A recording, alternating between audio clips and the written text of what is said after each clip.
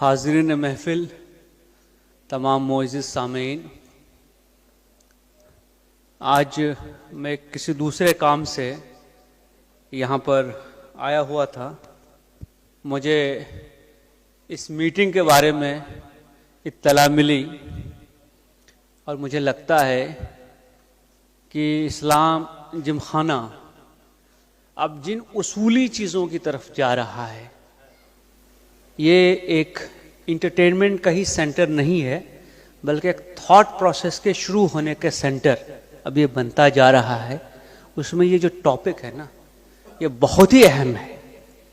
इसका दर्द शायद हमको इसलिए नहीं मालूम होता है कि हम में से कोई शख्स जेल गया नहीं है, और खुदा ना करे कि कोई वक्त आए कि हम में से कोई शख्स या हमारा कोई अजीज़ जेल की या हवालात के सलाखों के पीछे पाया जाए। मगर उस कर्ब को बयान करना नामुमकिन है, उस जिल्लत को, उस रुसवाई को बयान करना नामुमकिन है जो कि किसी शख्स के अरेस्ट होने पे उसको महसूस होती है। हम वो बदकिस्मत लोग हैं जिनकी तादाद जेलों में उनकी आबादी का जो तनासुब है, प्रोपोर्शन है, उससे कम दोगुनी है। आप किसी पुलिस स्टेशन में चले जाइए, किसी भी वक्त चले जाइए, हर पुलिस स्टेशन में एक अरेस्ट लिस्ट होती है। आज कितने लोग अरेस्ट हुए, किस मैटर में अरेस्ट हुए, नाम पढ़ लीजिए, मुझे आगे बताने की जरूरत नहीं है। यह एक ऐसा मसला है जिसकी बुनियादें बहुत गहरी हैं और जिसके लिए वाकई हम सबको बैठकर सोचने की जरूरत है कि हमारा मुआशरा कहां जा रहा है, हम कहां जा रहे हैं, हमारे बच्चे कहां जा रहे हैं, उनके अंदर जो कल्चर आ रहा है वो कल्चर कौन सा है, क्या वो कल्चर हमको सही डायरेक्शन में लेकर जा रहा है। लेकिन आज का जो मसला है वो है कि वो लोग जो बदकिस्मती से जेलों में बंद हो गए, शायद कम लोगों को मालूम होगा कि करीब आज से 12-13 साल पहले 2008 में, जहां तक मुझे याद पड़ता है, क्रिमिनल प्रोसीजर कोड CRPC जिसके अंडर में ट्रायल चलते हैं, उसमें एक अमेंडमेंट आया है। और वो अमेंडमेंट ये है कि 7 साल तक की जो पनिशमेंट है किसी भी जुर्म के लिए, 7 साल से कम पनिशमेंट अगर होगी तो वो छोटे ऑफेंसेस होते हैं। अगर उसमें से कोई शख्स जेल में है और उसका 50% वो वक्त वहां गुजार चुका है, तो उसका राइट बनता है to be release on bail. उसकी राइट है, ये उसका हक है। मैं इसके पहले भी कई NGOs में जा चुका हूं और इस हवाले से कई गुफ्तगूएं कर चुका हूं, तो हमने हमेशा ये सजेस्ट किया है कि सबसे पहले वो लिस्ट निकालो, उनको छोड़ना जरूरी है। एक प्रोसीजर होता है जिसको पूरा करना है, वो प्रोसीजर अगर हमने पूरा कर लिया तो वो बेल आउट हो जाएंगे। इसको करने में ज्यादा मुश्किल नहीं है, इस लिस्ट को निकालने में भी बहुत ज्यादा तकलीफ नहीं है।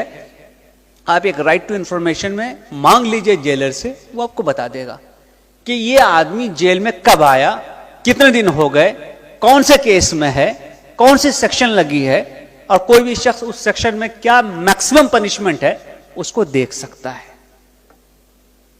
50% करने में बहुत ज्यादा अलजबरा की जरूरत नहीं है, हम में से हर शख्स उसको कर सकता है।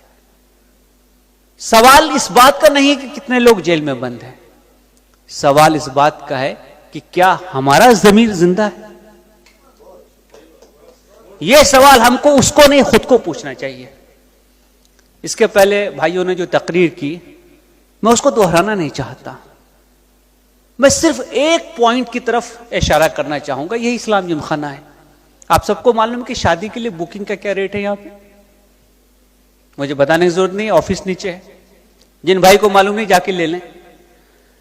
जो सजावट हम करते हैं, जितने लोगों को बुलाते हैं, दावत करते हैं, जो खाने की प्लेट्स होती है, बैठ करके उसका कैलकुलेट कीजिए क्या कॉस्ट है। मैं कहता हूं 10% उसका निकाल दो, 10% मेहमानों के यादी कम करो, कुछ फर्क नहीं पड़ता है। जो लॉकडाउन में शादियां हुई, क्या वो नाकाम हो गई हैं? जिसमें 20 लोग गए, 30 लोग गए, 50 लोग गए, क्या वो लोग खुश नहीं है? वो लोग जो कोर्ट मैरिज करते हैं उनकी शादियां नहीं चलती हैं। तो इतना बड़ा इंतजाम करना क्यों जरूरी है? यह सवाल क्या हमने अपने आप को पूछा है? और अगर ये पैसे बचेंगे तो क्या ये लोग अंदर रहेंगे? और इसमें कोई मजहब मिल्लत की तफरीक नहीं है, इंसान है, इंसान के लिए हमने कोशिश करनी है। लिस्ट निकालिए कौन कितने साल से है, जो सबसे ज्यादा वक्त से है, हम पहले उसको लेंगे। हमारी तरफ से मैसेज जाना चाहिए, हम सबके लिए हैं। जिस दिन हमने ये मैसेज कन्वे किया, सब लोग हमारे लिए भी होंगे, ये तफरीक मिट जाएगी। आज जो हम ये छोटे छोटे खानों में बटे हुए हैं, मोहल्लों में बटे हुए हैं, फिरकों में बटे हुए हैं, इसकी बुनियाद वहां है कि जैसे ही आपने अपने आप को डिफाइन करना शुरू किया, किस चीज पे? अचीवमेंट पे नहीं, एस्क्रिप्शन पे, जो चीज आपको अपने विरसे में मिली हुई है। मैं मुसलमान हूं, विरसे में हूं। मैं एक कम्युनिटी से बिलोंग करता हूं, विरसे में हूं, उसमें मेरा कोई कंट्रीब्यूशन नहीं। मैं अगर एक अच्छा इंसान बनता हूं तो उसके लिए मुझे अपनी कोशिश करनी होती है, वो मेरी आइडेंटिटी होगी, वो आइडेंटिटी मैं साबित करूं ना। मुझे मालूम है कि यहां से हर साल शौकिया उम्रे में कितने लोग जाते हैं। शौकिया उम्रा रजब से शुरू होगा, शाबान, रमजान, ईद वहां पढ़ के वापस यहां ईद पढ़ना। भाई अल्लाह के दीन में सिर्फ एक हज है, जस्ट वन हज। उसके अलावा आप 1 करोड़ बार कर लीजिए, वो नफल है। जब कभी सवाल होगा ना तो ये पूछा जाएगा कि तुम्हारा पड़ोसी वो भूखा मर रहा था, वो जेल में सड़ रहा था, और तुम कहां थे? हिल्टन में, हरम के सामने, ओबराय में, मदीना में। क्या ये हमारा फरीजा है? हमको सोचना चाहिए। देखिए हमारे मजहब में जिस चीज की सबसे ज्यादा जरूरत है ना, आप देख लीजिए, फर्ज बहुत आसान रखा गया है। 2 रकअत फज्र की, 4 जोहर, 4 असर, 3 मगरिब, 4 ईशा, फर्ज यही है। बहुत छोटी छोटी चीजों को फर्ज रखा गया है क्योंकि वो सबसे हो सकता है। उसके आगे जिस चीज के बारे में अल्लाह ने कुरान में सबसे ज्यादा जिक्र किया है वो इन्फाक है, अपना माल अल्लाह के राह में खर्च करना। कितनी सूरतें उस पे हैं इन्फाक पे, हत्ता कि यह कहा गया कि जिसने अल्लाह के राह में अपना माल खर्च किया उसने अल्लाह को कर्ज दिया। कुरान निकाल के पढ़ लीजिए। यह नहीं कहा गया जिसने 50वीं बार उम्रा किया उसने अल्लाह के राह में खर्च किया है, यह नहीं कहा गया। यह नहीं कहा गया कि इतना बड़ा अफ्तार का अरेंजमेंट कर दिया मैंने तो बहुत अच्छी बात कर दी। ये कहा गया कहीं पे? ये आदमी जिसको खाना नहीं मिल रहा है, ये आदमी जो अपने दोस्तों से, रिश्तेदारों से, माँ बाप से दूर है। और मुझे बताने की जरूरत नहीं है कि जेल के अंदर का माहौल जाकर देखिए, जहां 10 आदमी होने चाहिए 25 हैं, ओवर क्राउडेड हैं। तो क्या हमारा इंसान के तौर पर यह फर्ज नहीं बनता है कि हम इस चीज को प्रायोरिटी दें, इसके लिए कोशिश करें, इसके लिए आवाज उठाएं? और मैं आपको बताना चाहूंगा कि जिस दिन ये आप आवाज उठाएंगे उस दिन बहुत सारे लोग इस कारवां में शामिल हो जाएंगे। अभी यहां पे मैं देख रहा था कि कौन कौन से ट्रस्ट या कौन कौन से एसोसिएशन जुड़ी हुई हैं। आप किसी और काम के लिए इन लोगों को साथ लाके देख लीजिए, ये जो लिखा हुआ है ना यहां पे, नहीं आएंगे। ये सिर्फ इसी काम के लिए आ सकते हैं क्योंकि यहां इंसान ज़ेरे बहस है, ये इंसान का मसला है, ये हम सब का मसला है। इसीलिए हमें कोशिश करनी चाहिए कि हम इन चीजों को मजबूत करें, यहां कंट्रीब्यूट करें, यहां हेल्प करें। याद रखिए कि कुरान में बार बार गर्दनें छुड़ाने के लिए कहा गया है। आपसे कोई गलती हो जाए, क्या कहा जाता है? गर्दनें छुड़ाओ, आजाद करो, गुलाम आजाद करो। आज के दौर में गुलाम कौन है? ये जेल के अंदर, ये आज के दौर का गुलाम है। ये अपनी मदद खुद नहीं कर सकता है, ये अपनी गर्दन नहीं छोड़ा सकता है। अगर हमने कोशिश की तो उसमें से जितने लोग निकल सके, ये मैं समझता हूं कि इंसानियत की सच्ची खिदमत होगी। और यही हम सब का शियार होना चाहिए, तौर तरीका होना चाहिए। हमारी सोच में यह बात आनी चाहिए। हम में से जिन लोगों ने केसेस फेस किए हैं उनको मालूम है कि एक केस लड़ने में कोर्ट में क्या हालत होती है। डिस्ट्रिक्ट कोर्ट हो, हाई कोर्ट हो, सुप्रीम कोर्ट हो, एक वकील के अपीयरेंस की कॉस्ट कितनी है? आप ये सोचिए कि उसके मुकाबले में इसको छोड़ना कितना आसान है।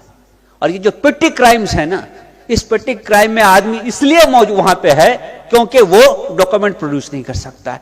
बेल का जो 10,000 रुपया 15,000 रुपया भरना है वो नहीं भर सकता है, श्योरिटी नहीं उसके लिए, उसके पास कोई जानकार आदमी नहीं है।